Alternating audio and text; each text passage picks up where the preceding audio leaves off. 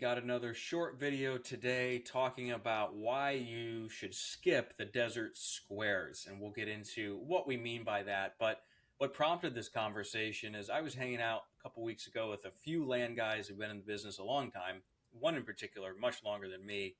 And he was talking about how high his default rates were when he was selling on terms. And we got into it, and this was, going back to years ago. He had been taught the desert square model where you buy just the totally middle of nowhere, a lot of times no road, no access, desert squares, and resell them on terms.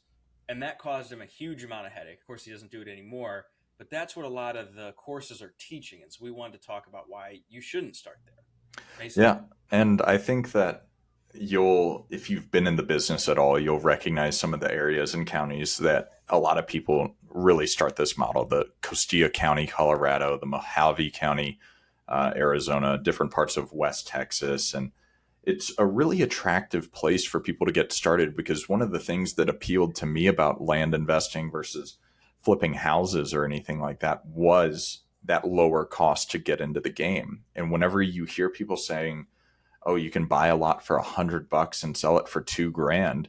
I mean, that's an insane return on your investment. But what we're going to talk about here is a lot of the negative aspects of it, of why we feel that it's actually kind of a crappy way to do business and bordering, honestly, on unethical, I think.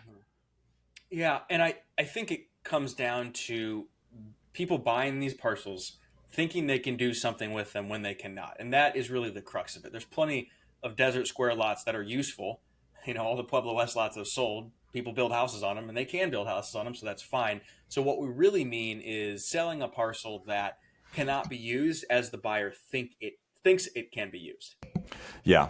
So there are the desert squares out there. Pueblo West is not desert squares, Dan.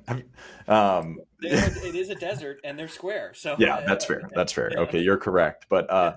I do feel like what we're not talking about here is like if there's actually access and you're allowed to camp on the land and you're able to buy the American dream for $50 a month or something like that, that's totally okay. I think it's whenever people start selling a dream that's not actually what we're talking about.